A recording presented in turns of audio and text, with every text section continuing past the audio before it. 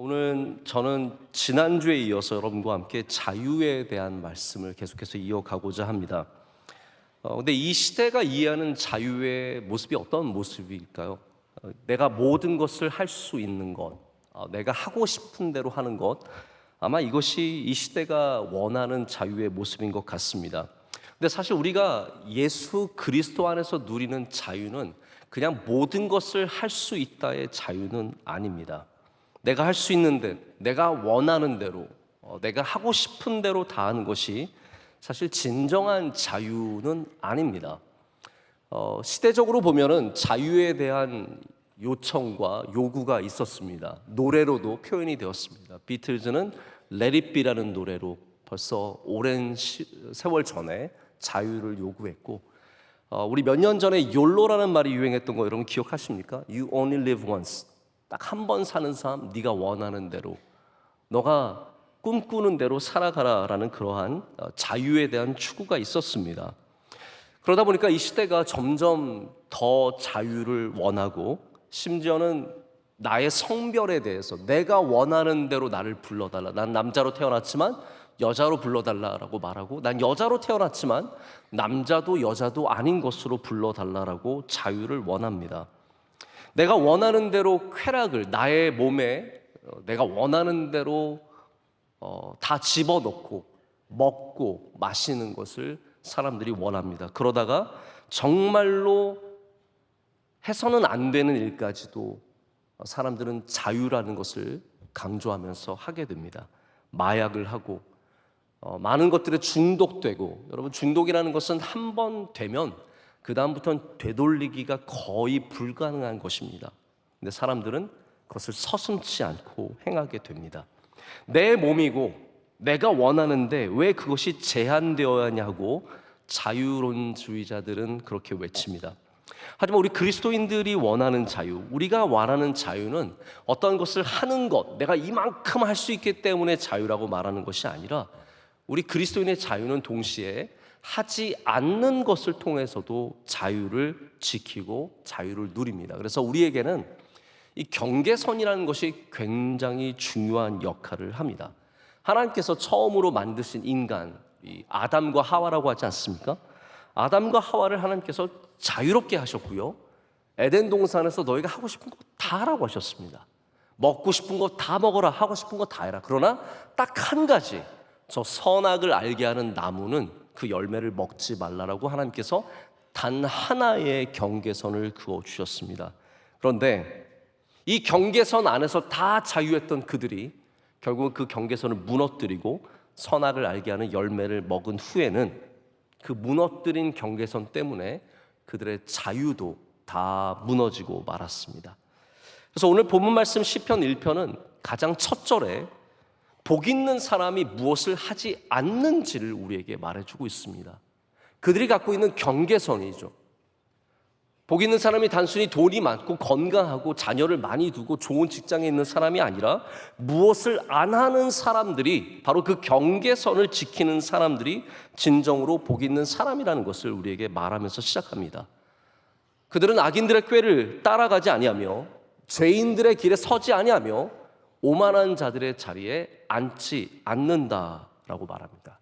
그들이야말로 정말로 복 있는 사람이라는 거죠. 여러분이 정말로 복 있는 사람이 되려면요, 경계선이 분명해야 합니다. 내가 가는 곳이 있어야 하고 가지 않는 곳이 있어야 하고, 내가 먹는 것이 있어야 하고 먹지 않는 것이 있을 수 있어야 정말로 하나님 안에서 복을 누리는 사람들이 된다는 말입니다. 그래서 이 경계선을 지키는 사람들은 오늘 말씀에 나오는 것처럼, 3절에 나오는 것처럼 형통함의 은혜를 누린다고 말합니다. 그가 하는 모든 일이 형통하리로다. 아멘. 그것이 단순히 잘 돼서의 형통함이 아니라 분명한 경계선을 지키고 있기 때문에 누리는 자유함의 형통함입니다. 이들은 하나님의 은혜 가운데 철을 따라서, 계절을 따라서 과일을 맺고 열매를 맺고, 모든 것이 마르고 모든 것이 죽어가는 시절에도 잎사귀가 마르지 않는 형통함을 누린다라고 성경은 말하고 있습니다. 여러모로 경계선은 우리에게 굉장히 중요한 겁니다. 우리나라도 어떻게 보면 국경이라고 하는 경계선을 갖고 있습니다. 모든 나라들이 경계선을 갖고 있고 모든 개인들이 경계선을 갖고 있습니다. 이것을 얼마나 적절하게 갖고 있느냐가 굉장히 중요한 지혜입니다. 일터에서도 경계선을 잘 그을 줄 알아야 건강하게 그리고 효과적으로 일할 수 있다고 말합니다. 제가 몇 주 전에 타임즈의 한 칼럼을 읽었는데 제목이 이렇습니다. 일터에서 경계선을 정하는 방법. 이 글을 쓰신 정신의학자인 멜로디 와일딩은 경계선이 얼마나 중요한지를 얘기합니다. 경계선이 무엇이냐? 우리의 어떤 한계선들, 리밋이죠. 우리의 퍼스널 룰, 우리가 갖고 있는 개인적인 법칙들, 이런 것들이 경계선인데 이게 우리의 시간과 에너지를 보호해주고 또한 우리가 최상의 상태에서 일할 수 있도록 도와주는 중요한 경계라고 얘기를 하고 있습니다. 그래서 우리가 경계선을 바로 그을 줄 알아야 효과적으로 일한다는 거죠. 타임즈에서 6개의 상황을 통해서 우리가 어떻게 지혜롭게 경계선을 그을 수 있는지를 예를 듭니다. 제가 아주 간단하게만 설명을 드리자면 이런 얘기예요. 직장 상사가 매일 밤 10시에 일 때문에 연락을 합니다. 경계선을 그어야 된다는 거죠. 휴가이고 쉬는 날 또 많은 일들을 던져주는 것, 경계선을 그을 수 있어야 하고, 많은 일을 이미 줬는데 더 다른 일을 또 줄 때 경계선을 그을 수 있어야 하고, 그리고 재밌는 얘기도 있어요. 옆에 동료가 도대체 말을 그칠 줄 모를 때, 계속해서 말할 때 어떻게 해서 경계선을 긋는가, 뭐 다양한 얘기들을 합니다. 저는 근데 이 이야기가 참 개인적으로는 마음에 와닿았어요. 누군가가 말을 끝내지 못하고 계속 옆자리에 서서 계속 얘기를 하고 말을 건넬 때 어떻게 경계선을 그을 수 있는가. 제가 이게 왜 도움이 필요하냐면요, 목사님들이 말을 끝낼 줄을 모릅니다. 만나서 얘기해 보면은 정말 말을 못 끊는 목사님들이 의외로 많아서 저는 이 부분을 집중적으로 읽었습니다. 이분이 얘기하시기를 누군가가 20분 넘게 계속 얘기를 하고 있는데 끝낼 줄을 모른다고 하면 먼저는 명확한 사인을, 명확한 말을 해야 되는데요. 내가 3시까지 끝내야 하는 일이 있다.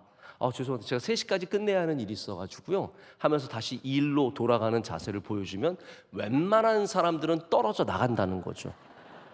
근데 그래도 안 떨어져 나가는 사람한테는 피지컬 사인, 육체적인 사인을 보여줘야 되는데 엉덩이를 들썩거리래요.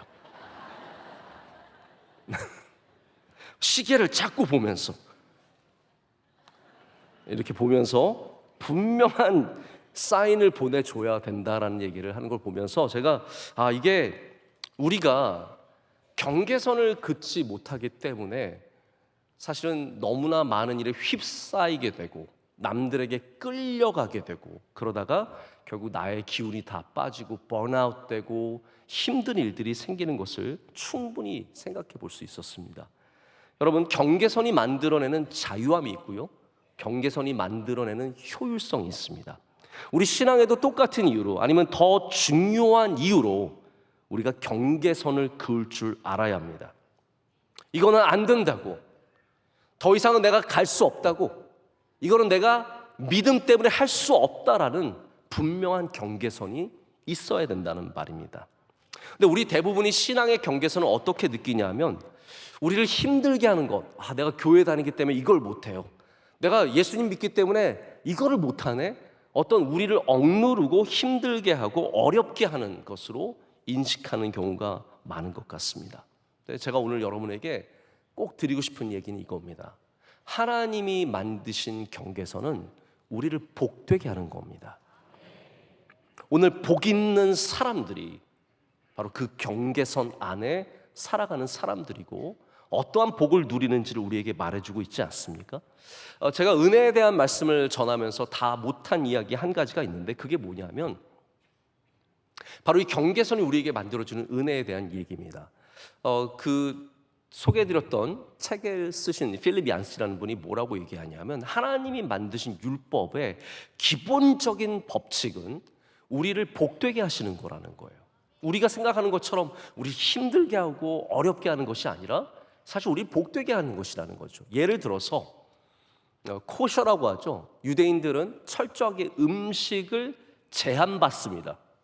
그들은 먹을 수 있는 게 있고 먹을 수 없는 게 있습니다. 우리는 그걸 보면서 야, 유대인들 참 안 됐다. 저도 유대인들 보면 너무 안 됐어요. 왜냐하면 걔네들은 장어도 못 먹어요. 그 맛있는 장어를 유대인들은 못 먹습니다. 유대인들은 조개탕도 못 먹어요. 조개 먹으면 안 돼요. 유대인들은 그 맛있는 삼겹살을 못 먹습니다. 유대인들은요, 심지어 피자에 치즈 위에 햄을 올려놓을 수가 없습니다. 그들의 법이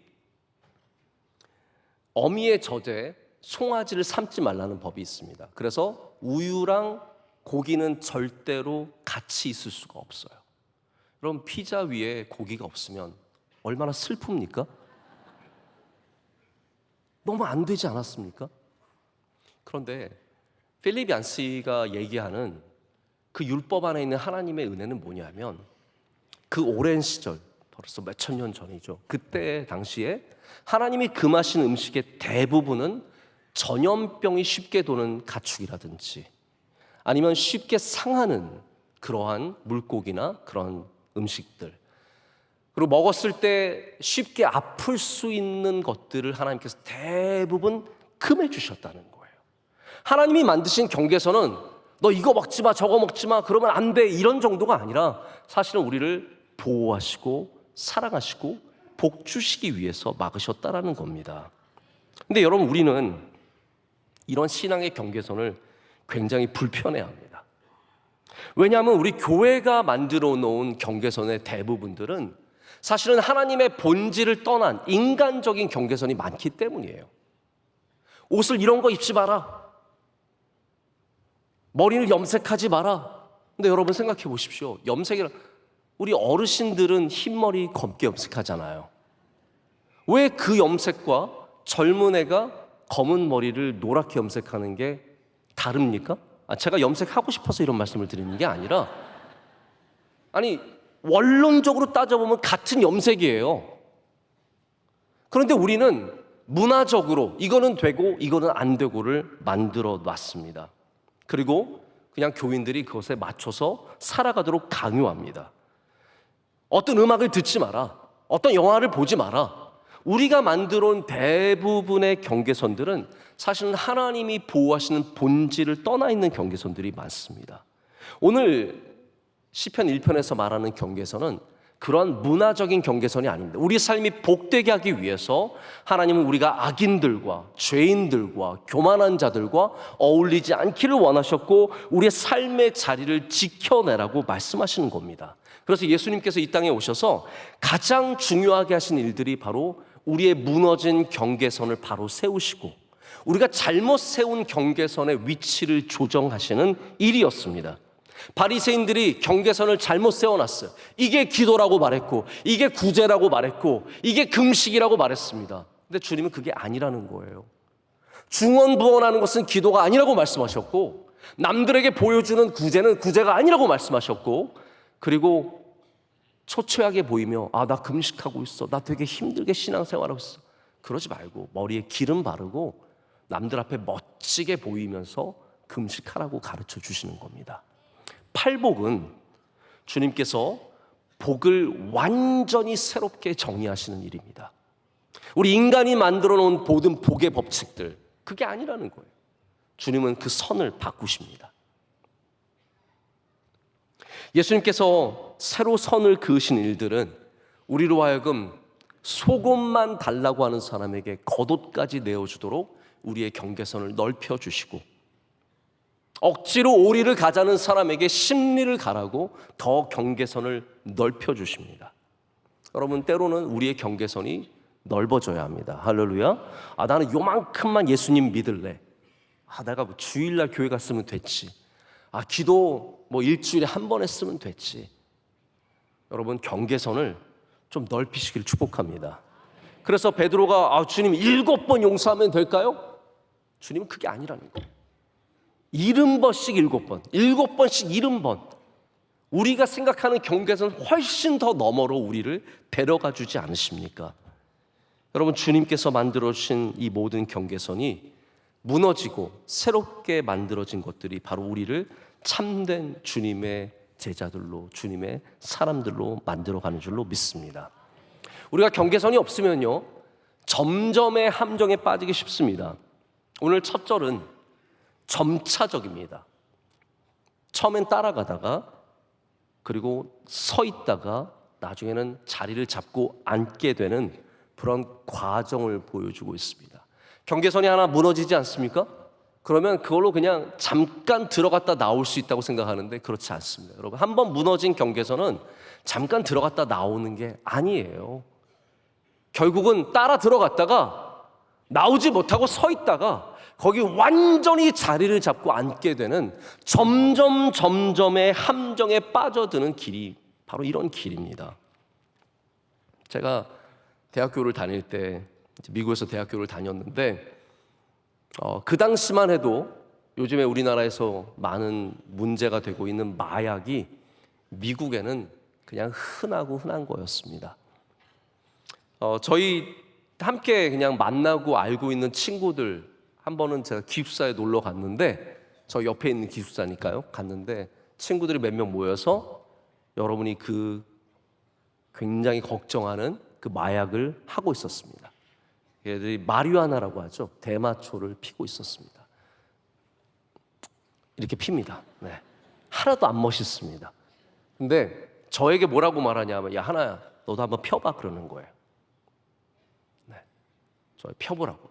제가, 야, 무슨 대마초를, 그 영어는 팟이라고 그러는데 어떻게 팟을 피냐 그랬더니 걔가 말하기를, 야, 담배는 중독이 돼도 대마초는, 여러분 오늘 좋은 거 얻어갑니다.